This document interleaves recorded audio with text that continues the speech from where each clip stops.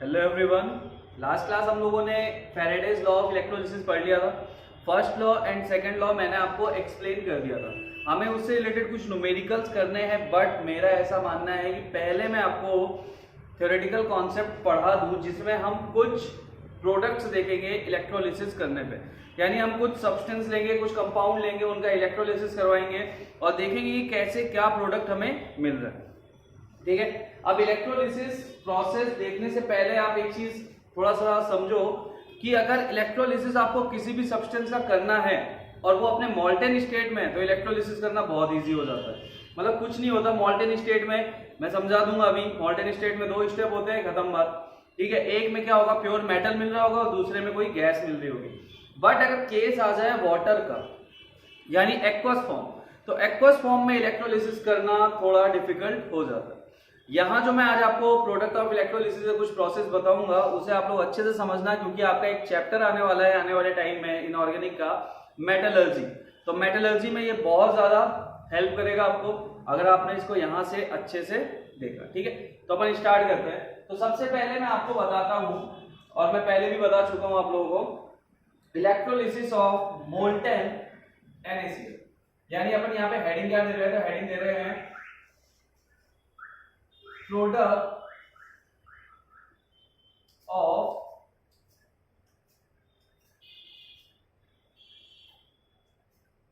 Products of electrolysis. यानी कि अगर हम इलेक्ट्रोलिसिस करवाते हैं किसी का तो हम कैसे पता करेंगे क्या प्रोडक्ट मिलेगा। तो मैं तुम्हें यहाँ बहुत इजी सा फंडा दे दूंगा। वैसे तो ये देखो एक्वस फॉर्म में थोड़ा डिफिकल्ट हो जाता है, बट जैसे मैं एक्सप्लेन करूंगा उस हिसाब से आप लोग देखना चीजों को और बहुत क्लियर हो जाओगे। ठीक है, तो अपन स्टार्ट करते हैं प्रोडक्ट ऑफ इलेक्ट्रोलिसिस। तो पहले अपन क्या कर रहे हैं, पहले अपन देख रहे हैं इलेक्ट्रोलिसिस ऑफ मोल्टेन NaCl। अब देखो मोल्टेन NaCl मैंने यहाँ पे बोला है, तो आपको जनरली जब भी वो देगा, ठीक है, तो आपसे वो पूछेगा या आपको बताएगा कि भाई मोल्टेन है या एक्वस है। तो ये चीज याद रखना कि मोल्टेन अगर हुआ तो बहुत इजी है, लेकिन एक्वस हुआ तो वहां पे क्या होता है, चीजें डिफरेंट हो जाती है। तो सपोज मुझे NaCl का करना है। अब इसमें मैंने क्या लिया, इसमें मैंने NaCl ले लिया, और ये हमने ऑलरेडी देखा हुआ है, मोल्टेन भी देखा है, एक्वस भी देखा है। ठीक है, ये NaCl हमने लिया, ये लगी हुई है एनोड, और ये मान लेते हैं हमारी है कैथोड, जिसको हमने कनेक्ट किया हुआ है थ्रू अ बैटरी।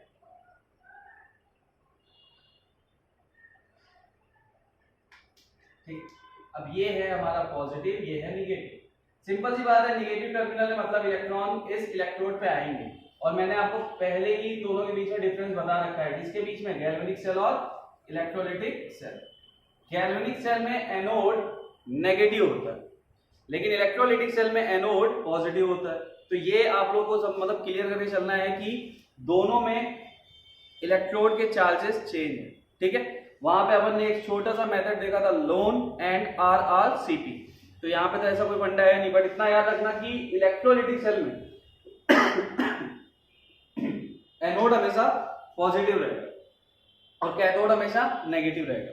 लेकिन बात हो रही हो गैल्वेनिक सेल की, तो गैल्वेनिक सेल में ऐसा नहीं होता। गैल्वेनिक सेल में आपका एनोड नेगेटिव होगा और कैथोड ऑलवेज पॉजिटिव होगा। अब देखिए, इसमें NaCl का हमने मोल्टेन इलेक्ट्रोलाइट लिया हुआ है, NaCl लिया हुआ है, तो ऑब्वियस सी बात है ब्रेक होगा Na+ एंड Cl-। तो मोल्टेन स्टेट में कुछ नहीं होता है। मोल्टेन स्टेट में सिर्फ इतनी सी चीज होती है कि जो पॉजिटिव वाला पार्ट होता है उस सॉल्यूशन में या इलेक्ट्रोलाइट में, वो मूव करना स्टार्ट कर देता है निगेटिव वाले की तरफ, यानी कैथोड की तरफ, और जो निगेटिव वाला पार्ट होता है वो मूव करना स्टार्ट कर देता है पॉजिटिव वाले की तरफ। तो यहाँ पे सिंपल सा प्रोडक्ट हमें मिल जाता है, बट हम प्रोडक्ट लिखते कैसे हैं, तो हम यहाँ पे क्या लिखेंगे, एट एनोड, यानी हमें रिएक्शन दिखानी होती है कि एनोड पे क्या होगा। तो देखो आप सबको दिख रहा है कि एनोड पे Cl- जाके लिबरेट होता है। ठीक है, तो हम क्या करेंगे, Cl- gives out half Cl2 जो कि गैस फॉर्म में होगा, और एक इलेक्ट्रॉन रिमूव कर देगा। अब ये Cl- यहाँ ज्यादा है तो ये इलेक्ट्रॉन रिमूव कर रहा है, और वही इलेक्ट्रॉन किसके पास जा रहा है, कैथोड के पास, और फिर ये Na+ क्या कर रहा है, उसी इलेक्ट्रॉन को रिसीव कर रहा है। तो हमारी कैथोड पे क्या रिएक्शन हो जाएगी, एट कैथोड, कैथोड पे हमारी रिएक्शन होगी that Na+ plus electron gives out Na solid. तो मॉल्टेन स्टेट में मैंने फिर से बताया, मॉल्टेन स्टेट में या तो आपको प्योर मेटल मिलेगा या कोई गैस मिलेगी, इससे ज्यादा कुछ नहीं होने वाला, कोई भी चीज यहाँ पे नहीं होती। अब अगर मैं इसको कंबाइंड फॉर्म में लूं तो रिएक्शन क्या होती है, रिएक्शन होती है Na plus Cl minus gives out half Cl2 gas plus sodium. ये हो गया इलेक्ट्रोलिसिस ऑफ मॉल्टेन NaC। ठीक है, तो यहाँ पे एक चीज क्लियर है कि जब हम NaCl का इलेक्ट्रोलाइट लेते हैं वो किस फेज में हो, मॉल्टेन फेज या फिर फ्यूज्ड NaCl हो, तो उस केस में हमें दो चीजें मिलती हैं। पहला क्लोरीन गैस। क्लोरीन गैस कहां मिलती है, तो हमारा आंसर होगा एट एनोड, यानी एनोड पे हमें क्लोरीन गैस मिलेगी। और दूसरा हमारा क्वेश्चन अगर हुआ कि प्योर मेटल कहां डिपॉजिट हो रहा है, तो वो हो रहा है कैथोड। ठीक है, तो ये पहली प्रोसेस है, इसे नोट डाउन कीजिए, फिर अपन चलते हैं दूसरे की तरफ। तो ऐसे ही कुछ हैं जिन्हें अपन को देखना।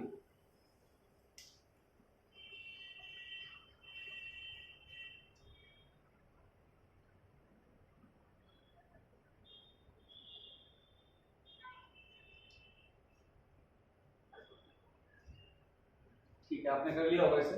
अब सपोज करो मैं यहाँ पे मॉल्टेन NaCl की जगह मॉल्टेन MgCl2 ले लेता, तो भाई अब क्या होता। ठीक, तो MgCl2 लेने के बाद भी सेम प्रोसेस होती, कुछ चेंज नहीं होता। आपका जो प्योर मेटल है इसमें देखो, अगर मैं इसको ब्रेक करूं, अब देखो डायग्राम बार बार बनाने की जरूरत नहीं है, मॉल्टेन वाले को मैं एक साथ समझा देता क्योंकि इंपॉर्टेंट है एक्वस वाला, उसे समझना है। तो अब क्या होगा, जैसे मैं यहाँ पे इसको ब्रेक करूं तो ये दो पार्ट्स में ब्रेक होगा, एक होगा Mg+2 और दूसरा होगा Cl-, 2Cl-, यही होगा, इसमें ब्रेक होगा। अब Mg+2 आपका कैथोड पे जाके डिपॉजिट हो जाएगा किसमें, Mg मेटल में, और जो आपकी Cl- है वो एनोड पे लिबरेट होगी एज Cl2 गैस। तो आपको मॉल्टेन स्टेट में कहीं पे भी कुछ भी आ जाएगी, अगर आपको करना है इजी वे में, तो कुछ नहीं करना आपको, जो निगेटिव वाला है उसको पॉजिटिव प्लेट पे पहुंचा दो, जो पॉजिटिव वाला है उसको निगेटिव प्लेट पे पहुंचा दो, सीधा सीधा आप प्रोडक्ट लिख दो, आपका आंसर आ जाएगा। ठीक है, तो ये सेकंड हमने इलेक्ट्रोलिसिस देखा MgCl। सेम है, जहां Na है वहां Mg+2 कर देना, जहां Cl- है वहां Cl- ही रहेगा। तो ये थी आपकी second electrolysis of molten state of MgCl।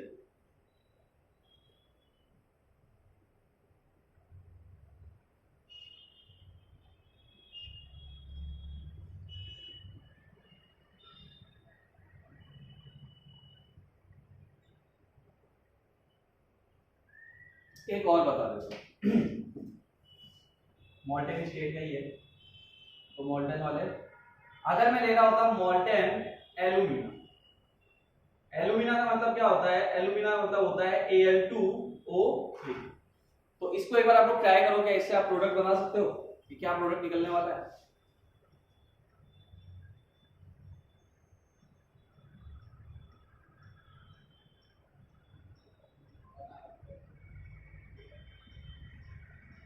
चलिए इसमें एक चीज देखनी है, प्रोडक्ट तो आप लोगों ने निकाल लिया होगा। अगर मैं इसको ब्रेक करूं तो ये होगा Al+3 और ये होगा O-2। इसमें दो टाइप के आए थे, Al+3 और O-2। तो Al+3 तो आपका कन्वर्ट हो जाएगा एल्यूमिनियम सॉलिड, बट इस O-2 का क्या होगा, क्या ये ऑक्सीजन गैस देगा। तो देखो यहाँ पे एक चीज याद रखना कि O-2, अब यहाँ पे जो हम इलेक्ट्रोड यूज करते हैं ना, जो भी हम इलेक्ट्रोड ले रहे हैं वो इलेक्ट्रोड होता है आपका ग्रेफाइट का, यानी कि यहाँ पे इलेक्ट्रोड हमारा कौन सा रहेगा, ग्रेफाइट। एल्यूमिना के केस में याद रखना, तो ग्रेफाइट मतलब कार्बन। अब मैंने आपको बताया था कि इलेक्ट्रोड दो टाइप के होते हैं, एक होता है इनर्ट और एक होता है एक्टिव। इनर्ट और एक्टिव में फर्क क्या है, फिर से बता देता। इनर्ट इलेक्ट्रोड इलेक्ट्रोलिसिस में पार्टिसिपेट नहीं करता, यानी वो इलेक्ट्रोड सिर्फ प्रोसेस कंप्लीट करवाने के लिए होता है, उसका पूरी प्रोसेस में कहीं पे भी कोई चीज इन्वॉल्वेशन नहीं होता, यानी वो रिएक्ट नहीं करता। और जो एक्टिव इलेक्ट्रोड होगा वो इलेक्ट्रोलिसिस में पार्टिसिपेट करेगा।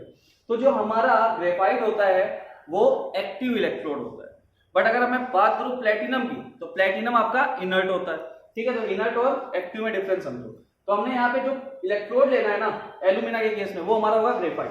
तो यहाँ पे क्या हो जाएगा, यहाँ पे O-2 है ना, वो इस इलेक्ट्रोड के साथ रिएक्शन करेगा और आपको दो प्रोडक्ट दे सकता है, या तो कार्बन मोनोऑक्साइड या फिर CO2। तो इस एक चीज को याद रखना एल्यूमिना के केस में, क्योंकि एल्यूमिना में हमने इलेक्ट्रोड चेंज कर दिया। यहाँ पे एक्टिव इलेक्ट्रोड लिया जो खुद पार्टिसिपेट कर रहा है इलेक्ट्रोलिसिस।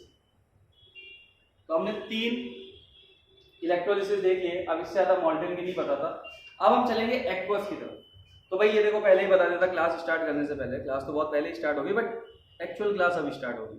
मॉल्टेन स्टेट कुछ नहीं है, सब कर देंगे, लेकिन एक्वस फॉर्म वाले को ना अच्छे से समझना, क्योंकि यहाँ पे ना बहुत बहुत बहुत बड़ी मिस्टेक्स होती है। और अगर एक बार तुम प्रोसेस को समझ गए तो मैं गारंटी देता हूँ तुम्हारे सामने किसी का भी एक्वस फॉर्म आ गया ना आने वाले टाइम में, तुम 2 सेकंड में उसका प्रोडक्ट बाय प्रोडक्ट सब कुछ निकाल दो। इसे तुम इलेक्ट्रोकेमिस्ट्री से दूर रख के ये सोचना कि तुम इनऑर्गेनिक से ज्यादा रिलेट करना है, इनऑर्गेनिक में तुम्हें ज्यादा हेल्प करेगा, इलेक्ट्रोकेमिस्ट्री से इससे क्वेश्चन नहीं आएंगे। यहाँ पे तो सिर्फ हमने फैराडेज लॉ ऑफ इलेक्ट्रोलिसिस पढ़ा है, दैट्स व्हाई ये आ जाता है।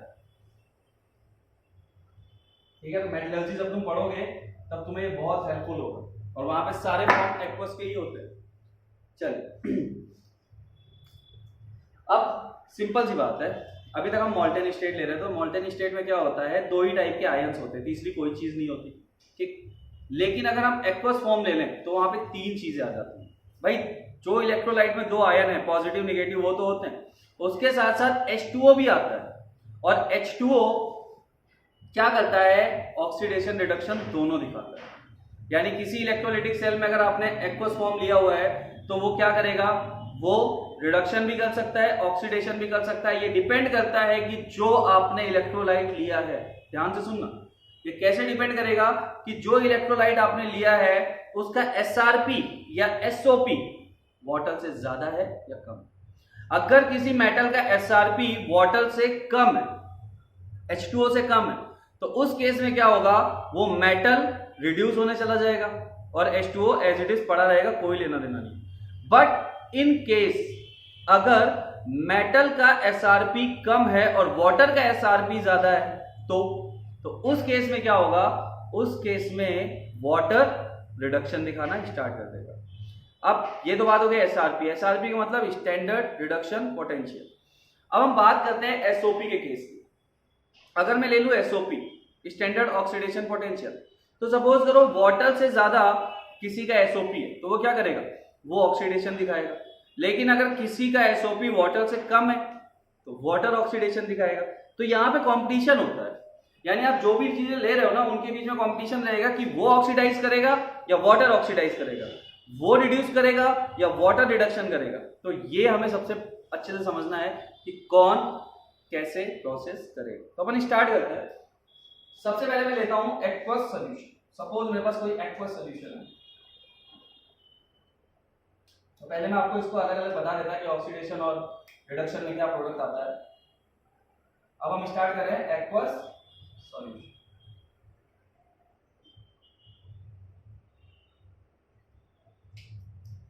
एक्वस सॉल्यूशन का मतलब क्या है, H2। अब देखिए हमारे पास 2 टाइप की प्रोसेस होगी, कोई भी सेल हो हमारे पास उसमें 2 ही प्रोसेस होंगी, एक होगा एनोड और एक होगा कैथोड।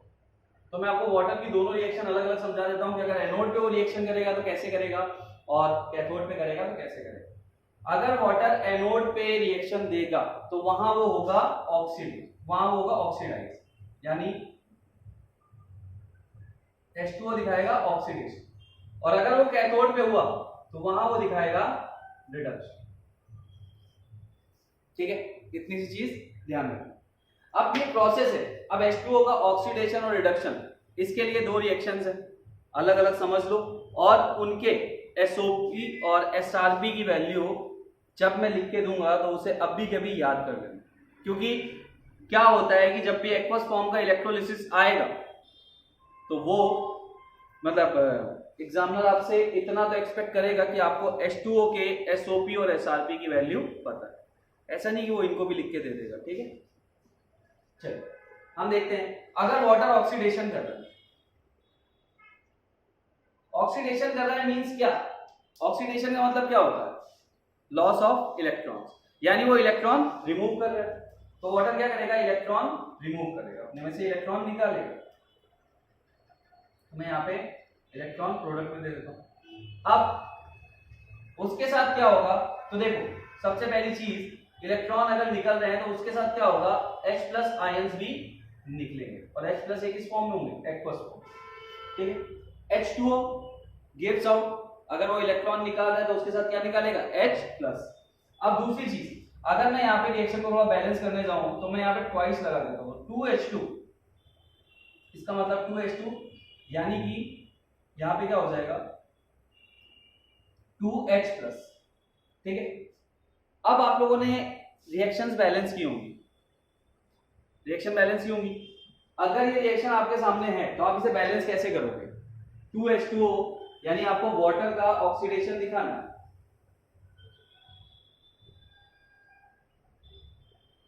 कैसे दिखाओगे,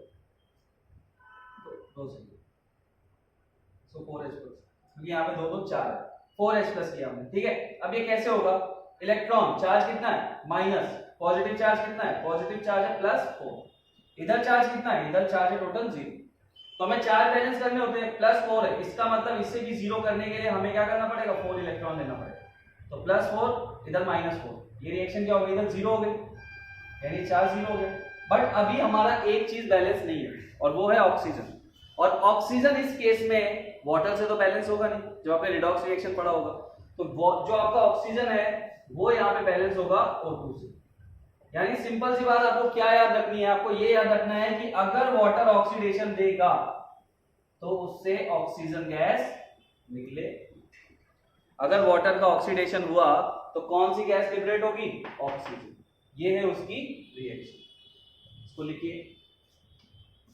और हाँ, अगर मैं बात करूं इसके स्टैंडर्ड ऑक्सीडेशन पोटेंशियल की, क्योंकि ये प्रोसेस क्या दिखा रही है, ऑक्सीडेशन दिखा रही है, वाटर का ऑक्सीडेशन, तो इसका स्टैंडर्ड ऑक्सीडेशन पोटेंशियल होता है -1.23 वोल्ट, -1.23 वोल्ट।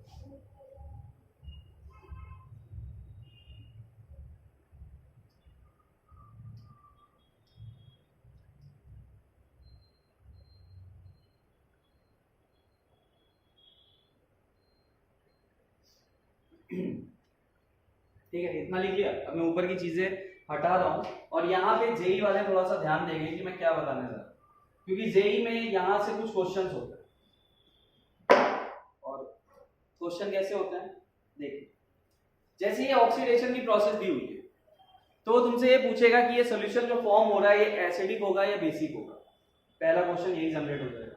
तो हम यहाँ से क्या देखेंगे, देखो अगर H2O का ऑक्सीडेशन हो रहा है तो क्या H प्लस आयन की कॉन्सेंट्रेशन बढ़ती जाएगी, अगर H2O कंटिन्यूअस करता जाएगा तो H प्लस आयन की कॉन्सेंट्रेशन क्या होगी, बढ़ती जाएगी।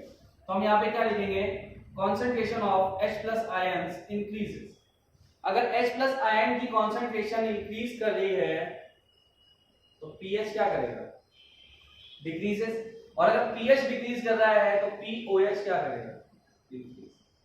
तो ये चीज आप ध्यान रखना, ठीक है। आपसे यहां से क्वेश्चन होगा कि pH और pOH पे क्या इफेक्ट पड़ेगा, और ये सिर्फ यहां पे नहीं होगा, इसके बाद की हम जितनी प्रोसेस पढ़ेंगे जनरली जेई में इससे क्वेश्चंस पूछे गए हैं कि pH और pOH सॉल्यूशन एसिडिक होगा, बेसिक होगा, ये जेई वालों के लिए है, ठीक। और वो ये भी पूछेगा आपसे कि बाय प्रोडक्ट क्या होगा, तो अपन देखते हैं। तो यहां से अगर आप देखो तो आपको क्या दिख रहा है कि सॉल्यूशन में H प्लस आयन की कॉन्सेंट्रेशन बढ़ेगी, दैट्स व्हाई pH डिक्रीज होगा एंड pOH इंक्रीज होगा। तो ये था हमारा ऑक्सीडेशन वाली प्रोसेस।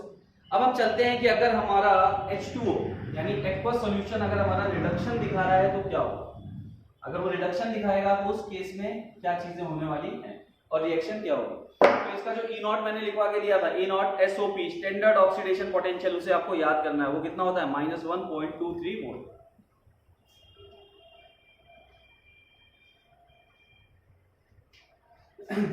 अब हम बात करते हैं कि अगर H2O दिखा रहा है आपको रिडक्शन,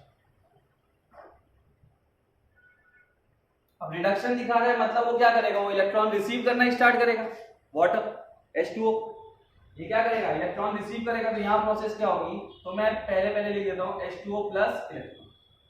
अब इलेक्ट्रॉन ले रहेगा, देखो इस साइड पे निगेटिव चार्ज हो गया, आपको चार्ज बैलेंस करना आता है, अगर आपके लेफ्ट हैंड साइड पे निगेटिव चार्ज है तो फॉर श्योर उधर हमें निगेटिव चार्ज चाहिए, और निगेटिव चार्ज को हम आज से पहले बैलेंस करते थे इलेक्ट्रॉन से। तो यहाँ तो इलेक्ट्रॉन है नहीं, क्योंकि इलेक्ट्रॉन तो इस साइड पे आ गया, अब दोनों साइड इलेक्ट्रॉन लेने कोई मतलब तो होता नहीं है, इतना तो तुम समझते हो।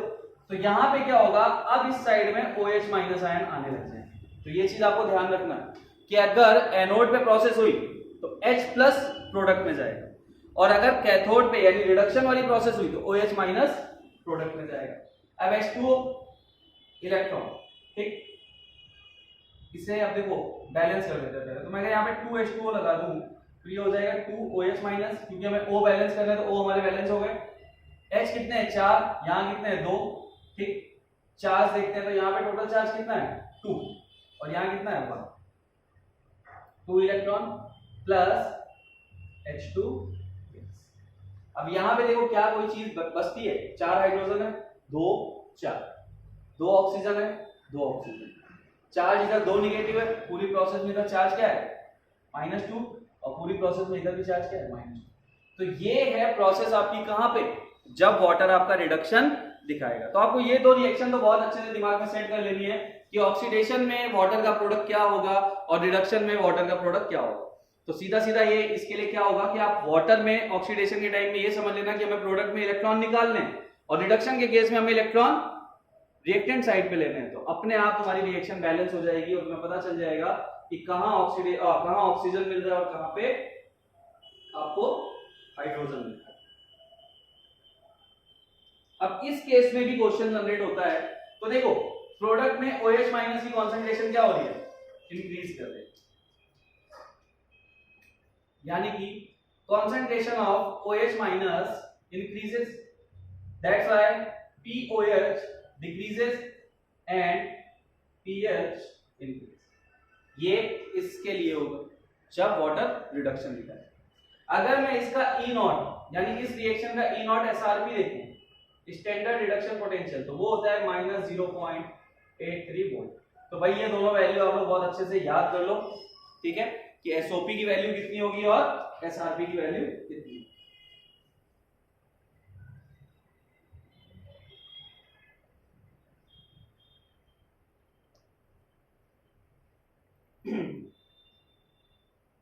चलिए, तो इतनी चीजें आपने कर ली। अब हम स्टार्ट करते हैं। मैंने आपको वाटर रिएक्शन से बता दिया कि अगर वो ऑक्सीडेशन में पोटेंशियल कितना देता है, रिडक्शन में पोटेंशियल कितना देता है। अब हम स्टार्ट करते हैं इलेक्ट्रोलिसिस ऑफ एक्वस सॉल्यूशन।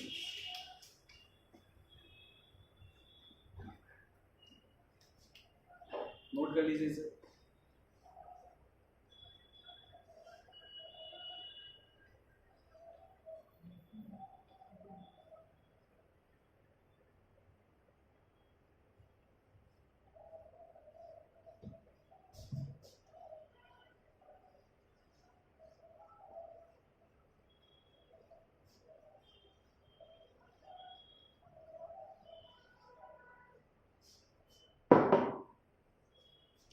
पहली प्रोसेस अपन ले रहे हैं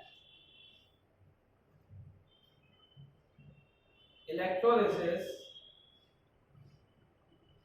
of CuSO4 aqueous using platinum electrode, using platinum electrode।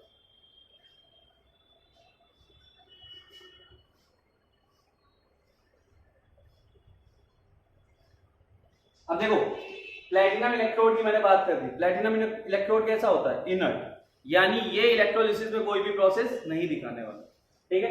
तो हम यहाँ पे साफ साफ लिख देंगे ये हमारा कैसा होता है, इनर्ट।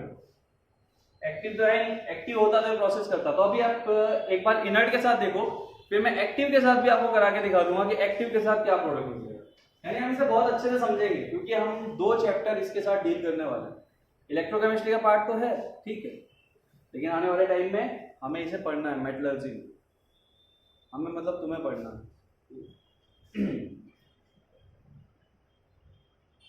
चलिए, अगर मैं देखूं कि मेरे पास क्या है, तो मेरे पास है CuSO4 aqueous।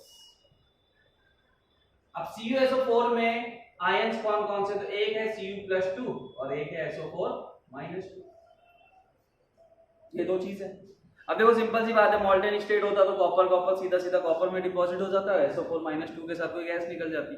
या इसका जो भी होना होता हो जाता, बट यहाँ पे क्या होगा वो देखना है हमें। तो सबसे पहली चीज कि ये तीनों ही एक्वस फॉर्म है, यानी इन तीनों में H2O एडेड है। ये मॉल्टन स्टेट में नहीं है कि आयन से ब्रेक हुए और काम खत्म हो गया, तीनों एक्वस फॉर्म है। अब इस केस में क्या होगा, तो सबसे पहली चीज हम लेते हैं किसको, कि कॉपर को लेते हैं। तो देखो एट कैथोड, कैथोड पे क्या होगा, रिडक्शन।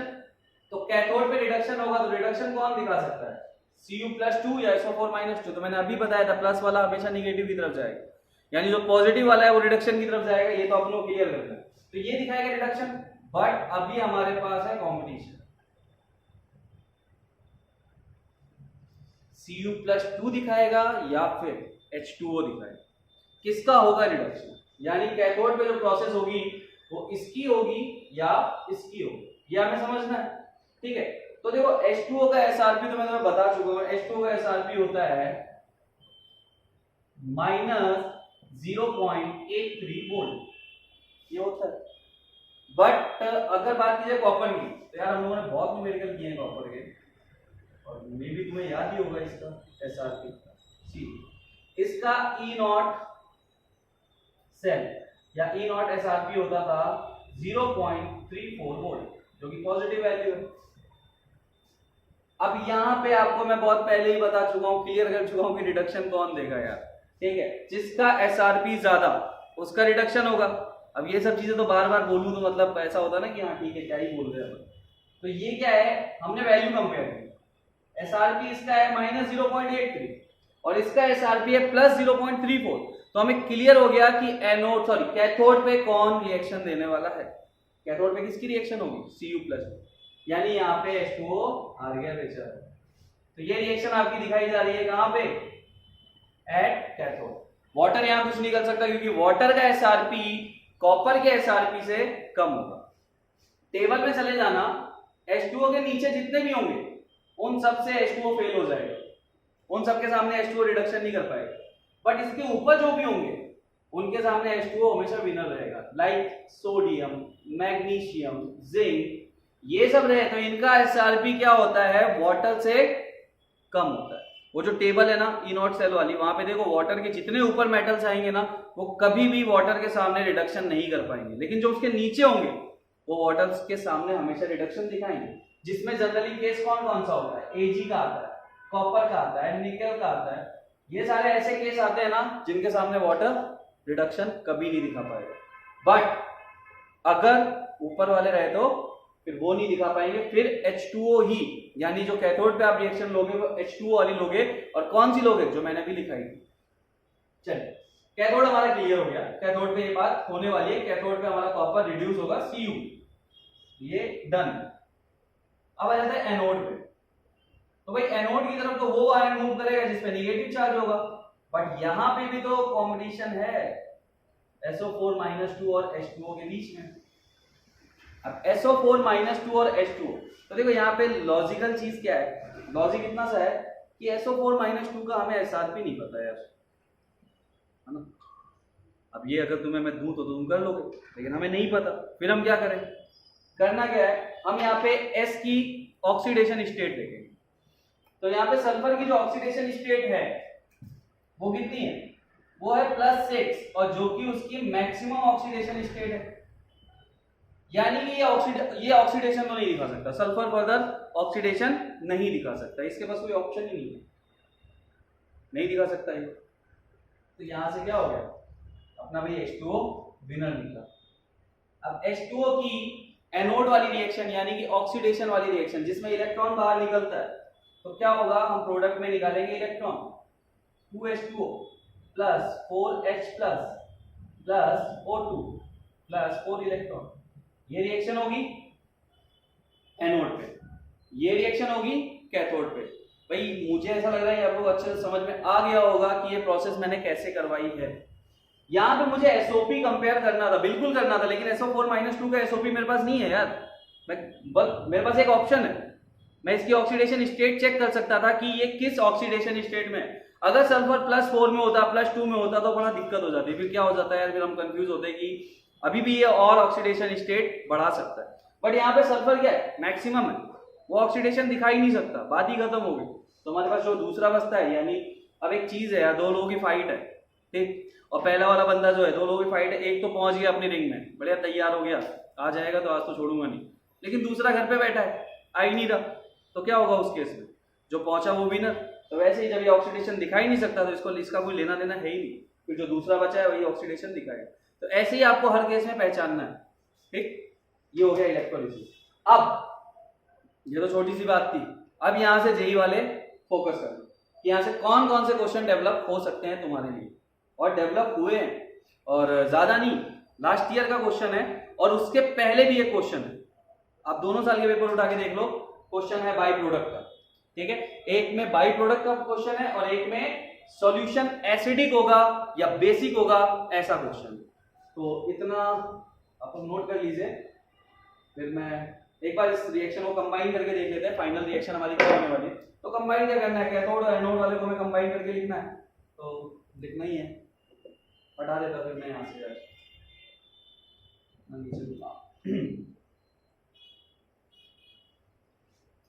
अब देखो कैथोड में तुम्हारी रिएक्शन क्या हुई फाइनली, Cu+2,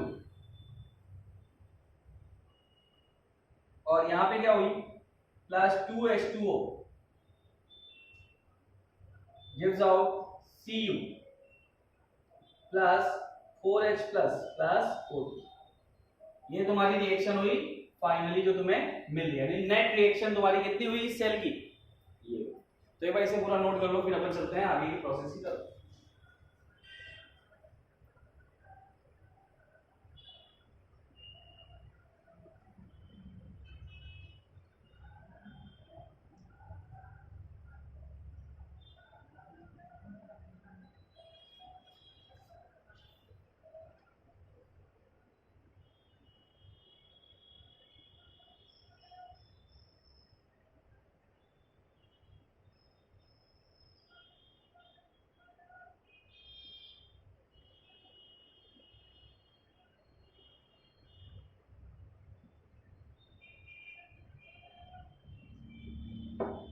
हटा दो इसे पूरा, चलिए आ जाते हैं अपन अपने क्वेश्चन की तरफ।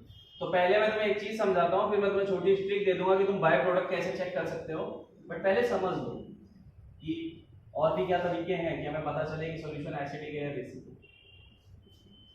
अब देखिए हमने एक चीज देखी यहाँ पे कि ऑक्सीजन गैस लिबरेट हो रही थी, सेकेंड प्रोडक्ट हमारा कॉपर था, ये दो प्रोडक्ट हमारे आ गए, बट ये हमारे मेन प्रोडक्ट थे, मेजर प्रोडक्ट थे, बाय प्रोडक्ट नहीं थे। बाय प्रोडक्ट तो वो है जो बच गया, वो कैसे देखेंगे वो बताता मैं। उससे पहले ये देखो, क्या इस सॉल्यूशन में जब तुमने इसका इलेक्ट्रोलिसिस कराया तो क्या इसका H+ यानी जो इसके H+ की कॉन्सेंट्रेशन थी वो इंक्रीज हुई ना, हमें प्रोडक्ट में दिख गया कि H+ की कॉन्सेंट्रेशन इंक्रीज हुई। अगर H+ इंक्रीज हुआ तो pH क्या किया, डिक्रीज हुआ, और pH डिक्रीज हुआ तो pOH आपका क्या हुआ, इंक्रीज हुआ। अब ये डाटा सफिशिएंट है ये बताने के लिए कि सॉल्यूशन एसिडिक है या बेसिक। तो हमारा सॉल्यूशन कैसा है, हमारा सॉल्यूशन है एसिडिक, यानी जो हमारा सॉल्यूशन हमें इलेक्ट्रोलिसिस के बाद मिला वो कैसा है, वो एसिडिक है।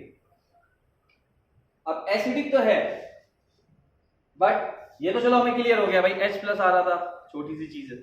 बट अगर मैं तुमसे पूछूं कि भाई इसका बाय प्रोडक्ट क्या होगा, तो देखो हमने लिया था CuSO4 और उसके साथ हमने लिया था H2O, यानी ये हमारे दो जिसका हम इलेक्ट्रोलिसिस करवा रहे थे एक्वस फॉर्म था। इसको मैं ब्रेक कर रहा था तो इसमें था Cu+2 और इसमें था SO4-2, और इसको जब ब्रेक करवा रहा था तो इसमें था H+ और इसमें था OH-। ये दो चीजें थी, इसके अलावा तो और कुछ था नहीं। अब देखो, अब मैं इसको थोड़ा सा ना एक साथ ले लेता हूं ताकि तुम्हें अच्छे समझ में आए। जैसे Cu+2 SO4-2 और H+ OH-, ये दो चीजें थी। Cu+2 कन्वर्ट हो गया Cu में, तो इसको काट देते हैं। OH- हमारा कन्वर्ट हो गया O2 गैस में, इसको भी उड़ा देते हैं। बचा क्या, तो बाय प्रोडक्ट आपको दिख रहा है H और SO4-2 which means H2SO, और H2SO4 बाय प्रोडक्ट है तो सॉल्यूशन कैसा होगा, ऐसे। तो आप इसी टेक्निक को यूज करो ठीक है, 2 आयंस लो, दोनों को अलग करो, जो जिससे प्रोडक्ट मिल गया उसको कट करो, जो बच रहा है वो आपका बाय प्रोडक्ट है। तो यहां से आप बहुत अच्छी तरीके से समझ सकते हो ये जो मेथड मैंने बताया है। बाकी तो आप इसमें ढूंढोगे तो एसिडिक तो आप बता दोगे, लेकिन अगर आपसे क्वेश्चन होता है कि बताइए कौन सा एसिड वहां पे बाय प्रोडक्ट में बचा, तो आप H2SO4 का आंसर नहीं दे पाते, बट तो यहां से दे सकते हो। ठीक है, हमें दिख रहा है कि हमारा बाय प्रोडक्ट में ये 2 आयन, इन 2 आयन का तो हमने कुछ नहीं किया ना, इसलिए तो ऐसे कैसे पड़े हुए थे, OH माइनस कन्वर्ट हुआ O2 में, Cu2। तो ये थी हमारी पहली इलेक्ट्रोलिसिस ऑफ एक्वस सॉल्यूशन, जिसमें हमने इलेक्ट्रोड यूज की थी, इनर्ट इलेक्ट्रोड।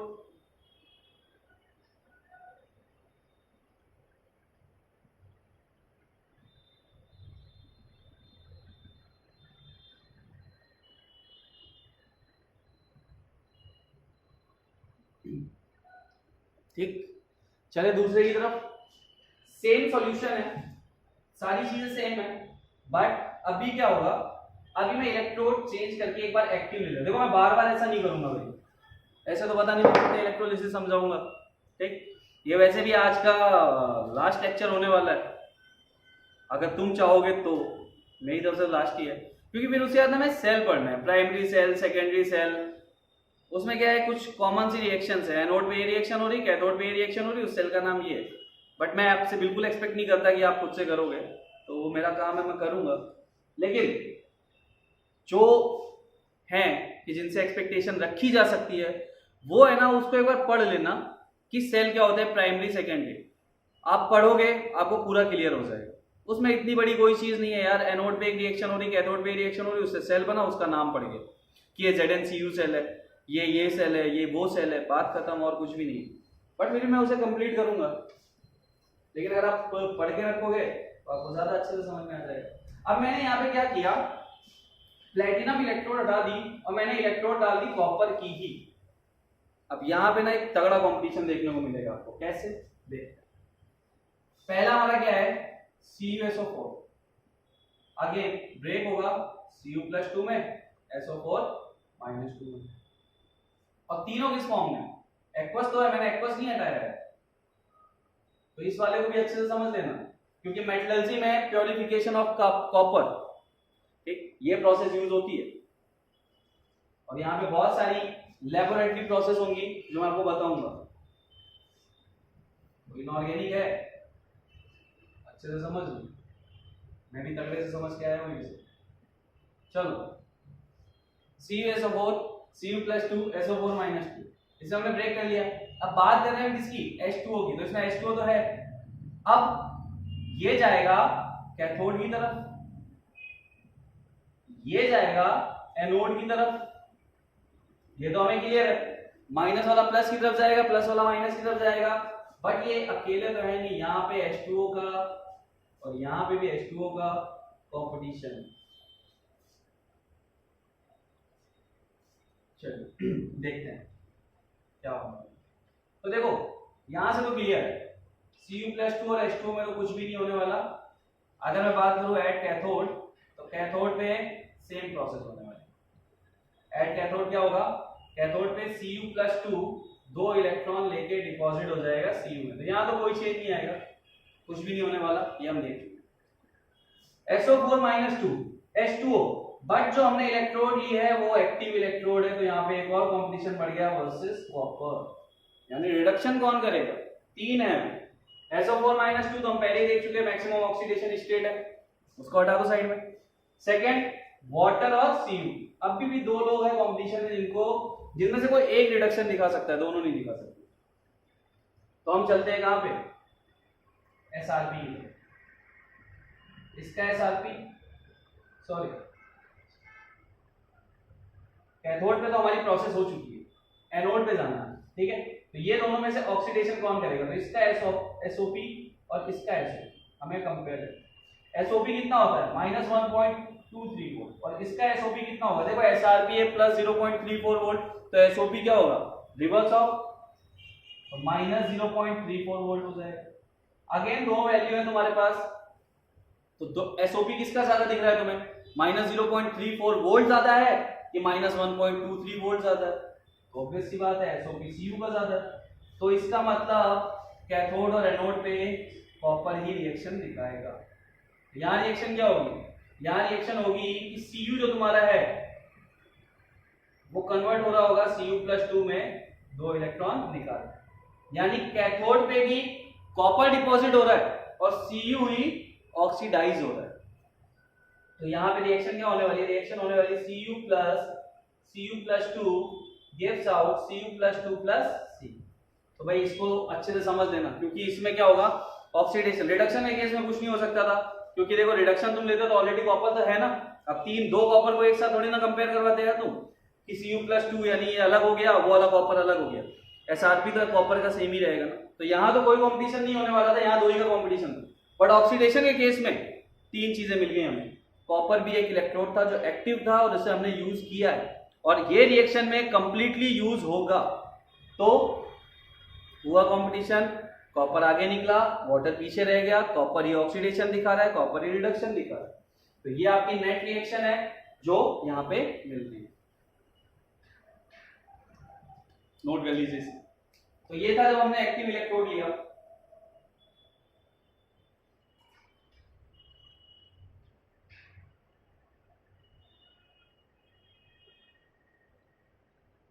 अब इसमें बाय प्रोडक्ट अगर आपसे पूछेगा तो पहली बार पूछेगा ही नहीं, क्योंकि H2O यहाँ पे कुछ भी पार्टिसिपेट नहीं कर रहा।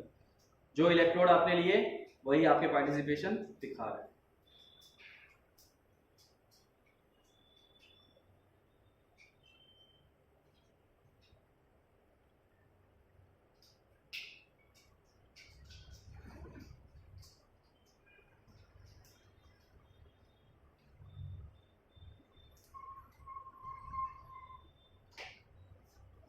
यहां से जो इंपॉर्टेंट क्वेश्चन डेवलप होने वाले हैं, अब उससे बात करते हैं कि और कौन कौन से क्वेश्चन वो पूछ सकता है। सबसे पहले वो तुमसे पूछ सकता है कि Cu+2 की कॉन्सेंट्रेशन पे क्या इफेक्ट पड़ रहा है, यानी अगर तुम Cu+2 ले रहे हो तो उसकी कॉन्सेंट्रेशन पे तुम्हें क्या इफेक्ट्स दिख रहे हैं। तो यहां से कितने लोग इसका आंसर दे सकते हैं कि Cu+2 की कॉन्सेंट्रेशन बढ़ रही है, घट रही है, क्या हो रहा है? मन में ले लिया होगा। चलो, जिसका आंसर सही होगा उसको वेरी गुड, जिसका सही नहीं है क्या बोल सकते हैं, कांस्टेंट, कोई चेंज नहीं आ रहा। Cu+2 Cu में डिपॉजिट हो रहा है, यानी यहां तो कॉन्सेंट्रेशन क्या कर रही है, डिक्रीज कर रही है। Cu अगेन Cu+2 में कन्वर्ट हो रहा है, तो यहां कॉन्सेंट्रेशन क्या हो रही है, इंक्रीज कर रही है। तो यार जितनी डिक्रीज हो रही है उतनी तो इंक्रीज हो रही है वापस, तो क्या हो गया, Cu+2 की कॉन्सेंट्रेशन कांस्टेंट। ये था पहला क्वेश्चन।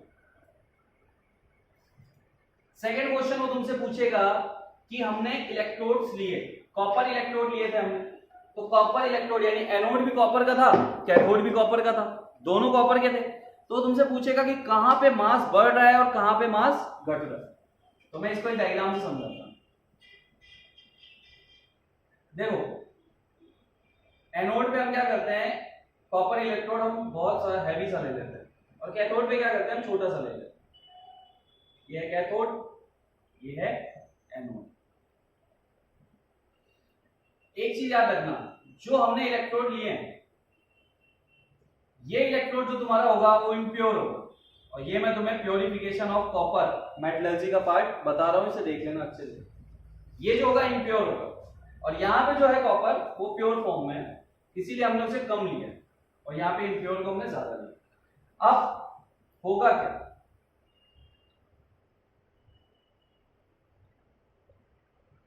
होगा ये कि यहाँ जो इम्प्योर कॉपर है वो कन्वर्ट होना स्टार्ट कर देगा Cu+2 में, और एनोड पे सॉरी कैथोड पे इलेक्ट्रॉन्स आ रहे होंगे कंटिन्यूअसली, क्योंकि जब ये, अरे सिंपल सी बात है ना, जब ये Cu+2 में कन्वर्ट हो रहा होगा तो दो इलेक्ट्रॉन ये क्या कर रहा होगा, निकाल रहा होगा ना, यहाँ से दो इलेक्ट्रॉन जाएंगे और वो कहाँ स्टोर हो रहे होंगे, कैथोड पे। तो उसी केस में ये Cu+2 चला जाएगा इधर, यानी कि इम्प्योर कॉपर Cu+2 में कन्वर्ट होता जाएगा और Cu+2 यहाँ पे प्योर कॉपर में कन्वर्ट होता जाएगा। तो ये होता है प्योरिफिकेशन ऑफ कॉपर। अब मैंने क्वेश्चन क्या पूछा था कि कहां पे कॉपर का मास इंक्रीज करेगा और कहां पे कॉपर का मास डिक्रीज करेगा, यही पूछा था।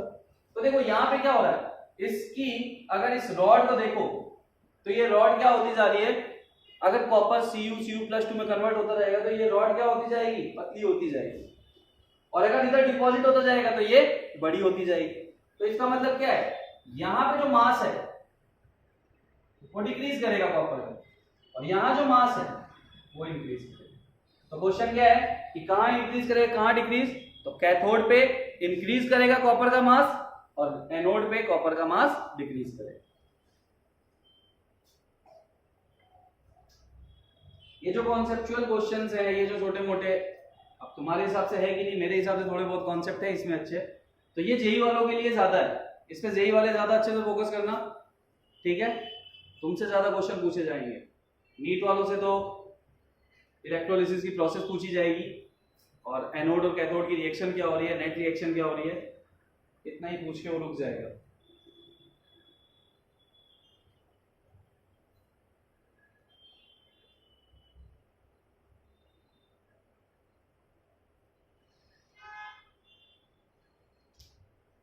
चलिए भाई ठीक है हो गया। अब जो अपन नेक्स्ट ले रहे हैं वो ले रहे हैं AgNO3 यानी कि सिल्वर नाइट्रेट।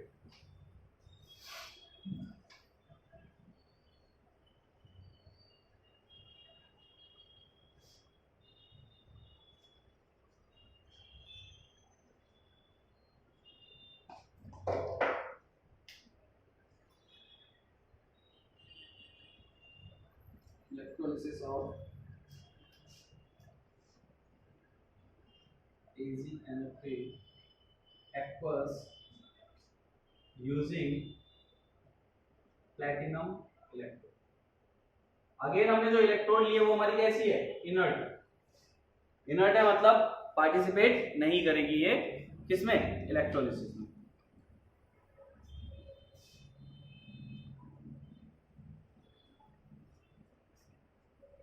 ठीक है, तो फिर से हम चलते हैं इसकी तरफ, ये प्रोसेस कैसी होगी।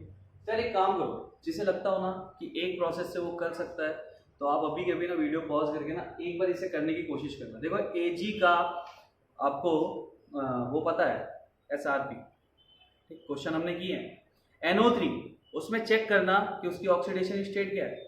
तो जो लोग कर सकते हैं ना वो प्लीज यहाँ से वीडियो बंद कर देना, ठीक, तुम्हारा ही कुछ अच्छा होगा, बाकी मैं तो करा ही रहा हूँ, मेरा क्या जाता है। AgNO3 अगर मैं इसे ब्रेक करूँ तो ये ब्रेक होगा Ag plus plus NO3 minus, ये प्रोसेस होगी। बट सबसे इंपॉर्टेंट चीज क्या है कि तीनों एक्वस फॉर्म में, ये सबसे बड़ी दिक्कत है, ठीक, यानी कि Ag वर्सेस H2O है, यहां पे भी NO3 वर्सेस H2O। तीसरी चीज यहाँ पे नहीं आ रही, क्यों, क्योंकि अभी जो हमारा इलेक्ट्रोड है वो इनर्ट है, वो पार्टिसिपेट नहीं कर रहा, तो तीसरी चीज का कोई कंपटीशन यहाँ पे है ही नहीं। चलिए देखते हैं क्या होगा। तो हम चलते हैं फिर से कैथोड की तरफ। अब पहली चीज, कैथोड पे कौन जाएगा, एनोड पे कौन जाएगा, तो क्लियर हो चुके हो तुम, ये जाएगा कैथोड पे, ये जाएगा एनोड पे, ए सी, पॉजिटिव वाला सी की तरफ, नेगेटिव वाला ए की तरफ। कैथोड में हमारे बीच में कंपटीशन किसके बीच में, Ag plus and H2O। Ag plus का अगर मैं चेक करूं तो SRP होता है प्लस 0.80 वोल्ट, और HO2 का जो है, सॉरी H2O का जो SRP है वो है माइनस 1.23 वोल्ट। दोनों के SRP हमारे सामने है, क्लियर हो गया क्या होने वाला है यहाँ पर। तो यहाँ पे तो तुम्हारा भाई Ag प्लस जो है वो रिडक्शन दिखाएगा, इलेक्ट्रॉन रिसीव करेगा और Ag में कन्वर्ट हो जाएगा, तुम्हारा वाटर है वो चुपचाप बैठा रहेगा, कुछ नहीं कर पाएगा। तो यहाँ पे क्या हुआ, Ag प्लस हमने रिड्यूस करवा। अब हम चलते हैं एनोड की तरफ। एनोड में कंपटीशन किसका है, NO3 minus and H2O। Oxidation state इसकी यहाँ पे है +5, और +5 नाइट्रोजन की maximum oxidation state, which means कि ये यहाँ पे ऑक्सीडेशन नहीं दिखा सकता। निकालना तो आता है ना कि +5 कैसे आया, किसी को नहीं आता हो तो लाइक NO3 माइनस है, नाइट्रोजन की मुझे ऑक्सीडेशन स्टेट निकालनी थी, मैंने इसे कंसीडर किया X। H और O की ऑक्सीडेशन स्टेट हमेशा आपको पता होनी चाहिए। H की होती है, हाइड्रोजन की होती है +1, ऑक्सीजन की होती है -2। कितने ऑक्सीजन है, 3, तो 3 × -2, ओवरऑल कंपाउंड का चार्ज है -1, तो यहाँ हो गया -1। X - 6 = -1, तो X की वैल्यू क्या है, X = +5। यानी यहाँ पे NO3 कुछ नहीं कर पाएगा और H2O तुम्हारा क्या करेगा, एनोड पे ऑक्सीडेशन दिखाएगा। तो रिएक्शन क्या करेगा ऑक्सीडेशन दिखाने के लिए, खुद में से इलेक्ट्रॉन निकालेगा, H प्लस निकालेगा और O2 निकालेगा। ये कर देगा 2H2O 4 electron 4H plus O2, balance है सब। फिर से यहाँ पे क्या है, सेम क्वेश्चन, H प्लस की कॉन्सेंट्रेशन इंक्रीज हो रही है, pH डिक्रीज हो रहा है, POH इंक्रीज हो रहा है। सॉल्यूशन हमारा एसिडिक है। सॉल्यूशन हमारा कैसा है, एसिडिक है। बाय प्रोडक्ट क्या होने वाला है, मैंने जैसे बताया था, दो आयन है, दोनों ब्रेक कर लो, एक तो Ag प्लस और NO3 माइनस है, और एक तुम्हारा H प्लस है और OH माइनस है। Ag प्लस तुम्हारा डिपॉजिट हो रहा है Ag के फॉर्म में, OH माइनस तुम्हारा डिपॉजिट हो रहा है O2 सॉरी लिबरेट हो रहा है O2 के फॉर्म में।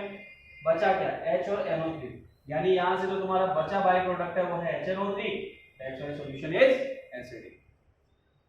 ये हो गया तुम्हारा AgNO3 का इलेक्ट्रोलिसिस, यानी AgNO3 एक्वस फॉर्म का इलेक्ट्रोलिसिस। और इलेक्ट्रोड जो हमारा था प्लैटिनम था। तो यहाँ पे तुम्हारे लिए एक सबसे इंपॉर्टेंट होमवर्क है, मैं नहीं कराने वाला, तुम्हें खुद करना है। अब तुम्हें यहाँ पे Ag इलेक्ट्रोड लेके काम करना पड़ेगा, ठीक है, तो ये तुम कर लेना। सेम प्रोसेस है कॉपर की तरफ, और मेटलर्जी में ये भी है प्योरिफिकेशन ऑफ सिल्वर। तो ये प्रोसेस तुम खुद से करोगे भाई, ठीक। इसमें तो अब मैं मतलब ऐसा थोड़ी ना है कि मैं एक एक प्रोसेस तुम्हें समझाऊंगा, कुछ तो खुद से भी कर लो, नाम रोशन करो खुद का। चलो तो ये वाला कर लेना। अब Ag इलेक्ट्रोड यूज करने के बाद क्या होगा, हम चलते हैं दूसरे की तरफ।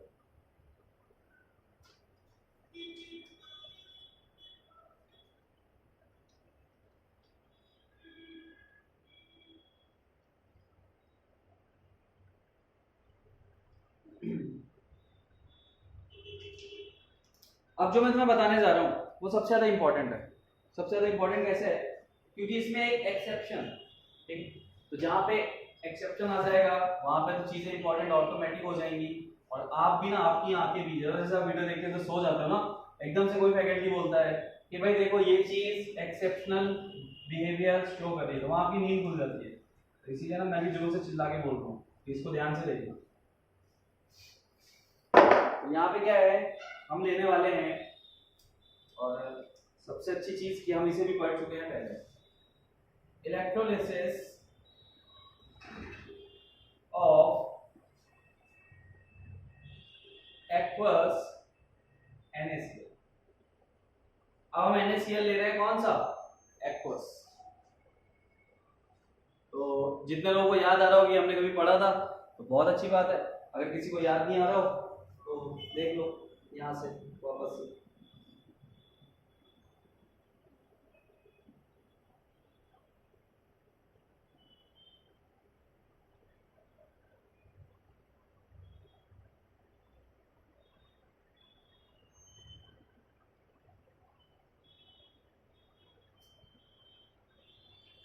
चलिए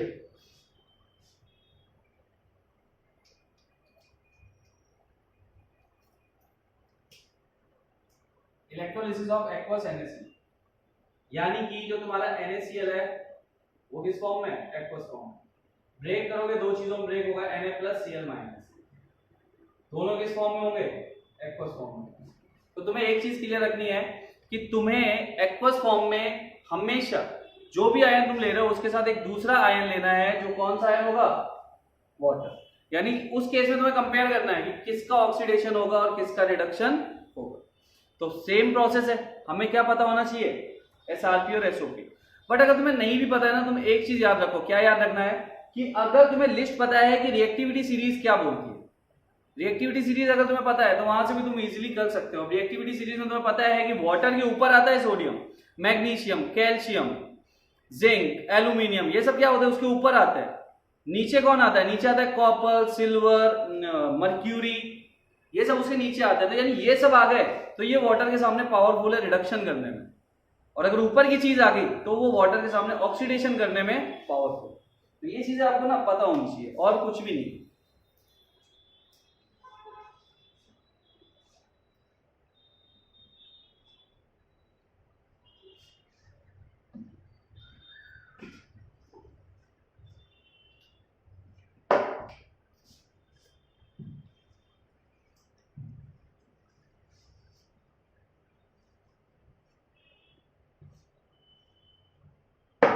क्लियरली दिख रहा है ना आप लोगों को यार?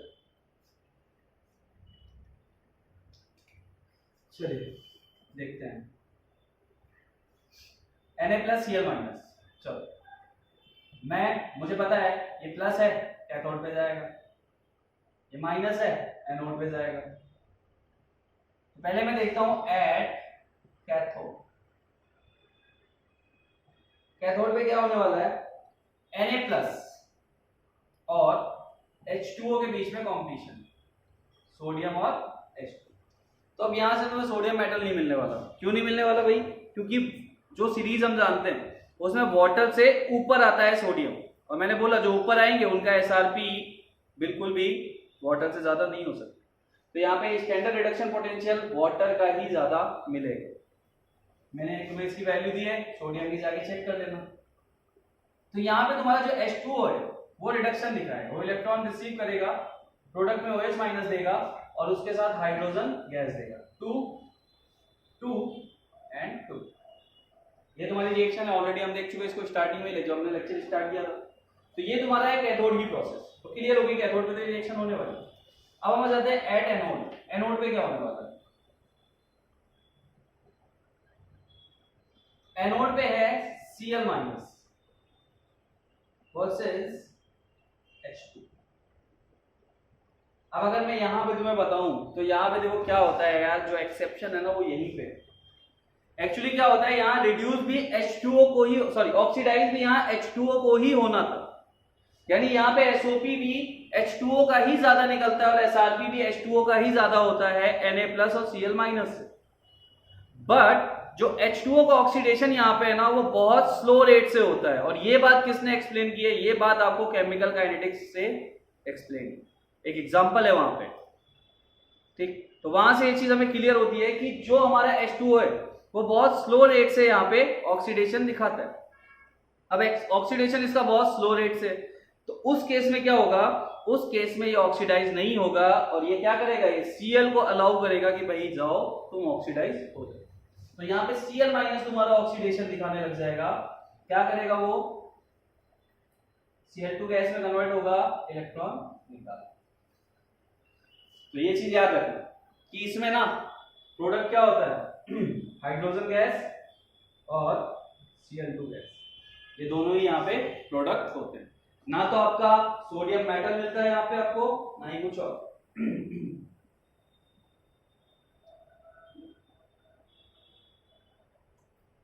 अब अगर मैं इसकी बात करूं, ये एसिडी का ही बेसिक, तो देखो ये तो अब तुम समझ गए होगे, इतना समझदार हो तुम कोई।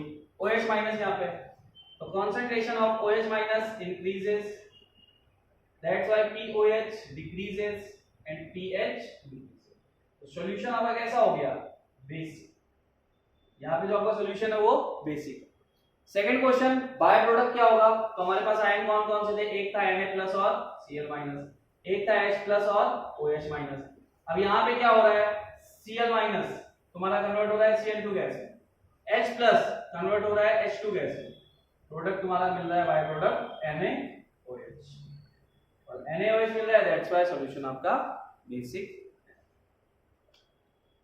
तो ये था इलेक्ट्रोलिसिस ऑफ किसका, एक्वस NaCl।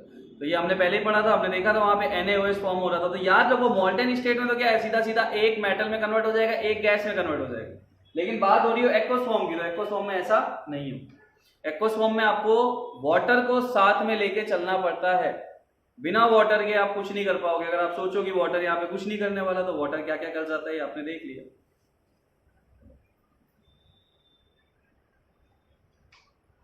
अब है एक और जिसे हम पढ़ेंगे, और वो है इलेक्ट्रोलिसिस ऑफ कॉन्सेंट्रेटेड H2SO4। तो ये भी एक इंपॉर्टेंट है, इसमें दो टाइप की नई नए एसिड्स आपको मिलते हैं। तो ये भी एक प्रोसेस हमें देखना है, और ये हमारी लास्ट प्रोसेस है प्रोडक्ट ऑफ इलेक्ट्रोलिसिस।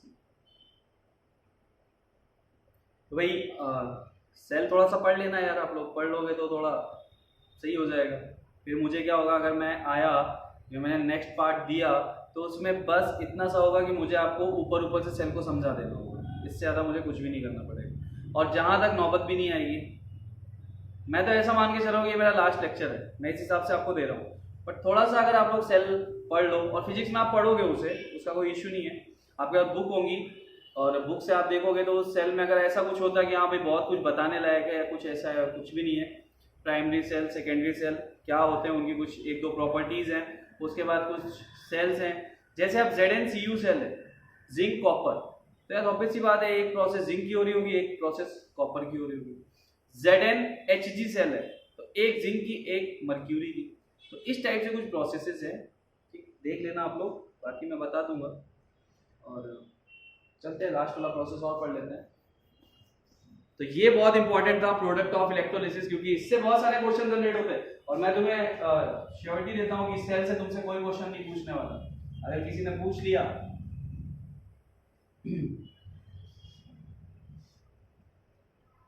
तो पूछेगा, एक ही चीज पूछ सकता है। अब आप लोगों को पता होगा कि एक अपोलो मिशन हुआ था, ठीक, उसमें क्या है कि एक क्वेश्चन जनरेट होता है, बहुत इंपॉर्टेंट है, कि उस मिशन को करने के लिए जो सेल यूज किया गया था वो सेल कौन सा है। तो उसका आंसर मैं तुम्हें यहीं से दे देता हूँ, अगर तुम्हारे सामने कभी आए कि अपोलो मिशन में कौन सा सेल यूज किया गया था, तो उस सेल का नाम था H2O2 सेल। ये उसका आंसर है। यही एक थ्योरेटिकल क्वेश्चन है जो कभी बहुत टाइम पहले पूछा गया।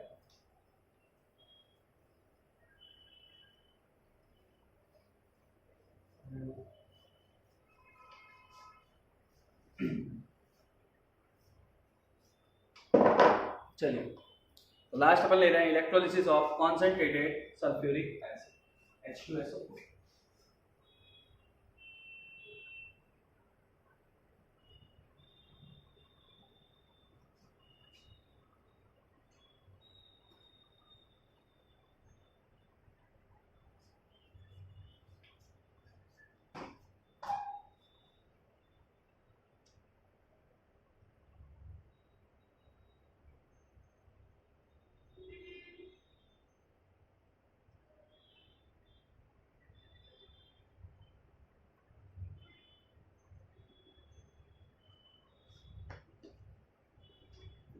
अब अगर मैं कॉन्सेंट्रेटेड H2SO4 की बात कर रहा हूं तो देखो इसमें दो ही टाइप के आयंस हैं, एक है H+ और एक है HSO4-। प्लस वाला जाएगा किधर, कैथोड की तरफ, तो हम क्या दिखा देंगे, एट कैथोड। अब इसमें कुछ ऐसा तो है नहीं, रटने वटने की जरूरत है, जिस टाइप से समझाया अगर उस टाइप से तुमने अच्छे से समझ लिया तो तुम्हारे सामने आप इन फ्यूचर मेरे हिसाब से कोई भी प्रोसेस आती है ना इलेक्ट्रोलिसिस की, तो शायद तुम इजीली कर पाओगे। तो शायद लगा दिया है मैंने, मैं भी श्योर नहीं हूँ। कैथोड, कैथोड का मतलब क्या है, कैथोड मतलब रिडक्शन, यानी H+ रिडक्शन दिखाएगा। तो H+ रिडक्शन कैसे दिखाएगा, H+ इलेक्ट्रॉन लेके कन्वर्ट हो जाएगा हाइड्रोजन गैस में, HSO4- जाएगा एनोड पे, एनोड पे क्या दिखाएगा, ऑक्सीडेशन, HSO4-। अब यहाँ पे एक चीज बहुत ज्यादा इंपॉर्टेंट कि भाई ये तो क्लियर है कि H+ हमने लिया था वो कैथोड पे था, उसको रिडक्शन दिखाना था, वहां से उसने हाइड्रोजन गैस तुम्हारे लिए दे दी सीधा सीधा, और कोई भी चीज उसने नहीं की। बट जो दूसरा हमारा है HSO4-, ये एनोड पे, तो थोड़ा सा यहां से सोचो या 2 सेकंड के लिए ये देखो कि यहां से तुम्हें क्या क्या प्रोडक्ट मिलेंगे। कोशिश करो एक बार, HSO4- को तुम कैसे इसका रिडक्शन दिखा सकते हो, सॉरी ऑक्सीडेशन दिखा सकते हो, क्या प्रोडक्ट बना सकते हो इससे।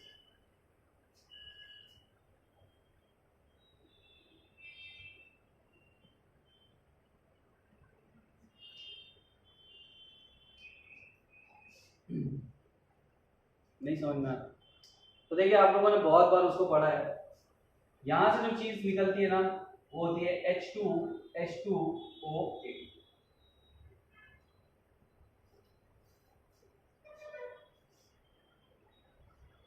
ऐसे तो यहां से जो प्रोडक्ट मिलता है हमें मिलता है H2H2OA, जिसको हम बोलते हैं मार्शल गैस। इसका नाम क्या होता है, martial gas, martial gas.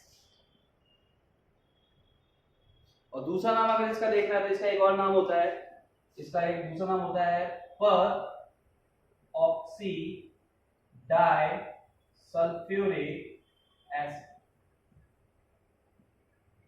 Sorry gas नहीं, मार्शल एसिड,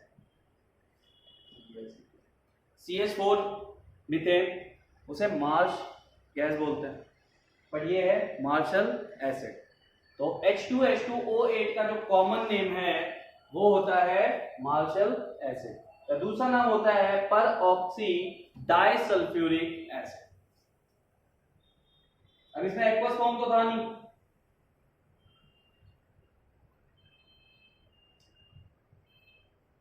चलिए यहां से एक चीज इंपॉर्टेंट चीज बताता, अगर मैं इसमें अगेन H2O ऐड कर दूं, मैं इसमें वाटर ऐड कर दूं, तो यहां से हमें प्रोडक्ट मिलेगा H2SO4 प्लस H2SO5। अब ये जो H2SO5 होता है इसका कॉमन नेम होता है कैरो एसिड, या फिर इसका नाम होता है पर ऑक्सी सल्फ्यूरिक एसिड। तो कॉमन नेम होता है कैरो एसिड या फिर पर ऑक्सी, वहां पे डाइसल्फ्यूरिक था, यहां पे पर ऑक्सी सल्फ्यूरिक एसिड हो जाएगा।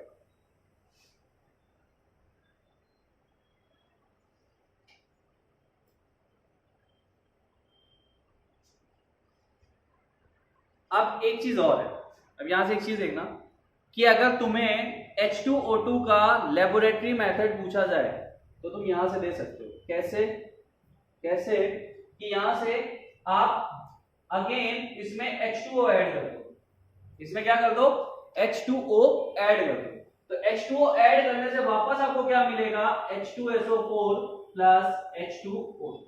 तो हाइड्रोजन पेरोक्साइड के फॉर्मेशन की ये लेबोरेटरी मेथड होता है। ठीक, अगर आपको H2O2 का फॉर्मेशन लेबोरेटरी में करना है तो आप इस रिएक्शन का यूज कर सकते हो। तो ये थे आपके प्रोडक्ट ऑफ इलेक्ट्रोलिसिस, यानी पूरा हो गया कंप्लीट।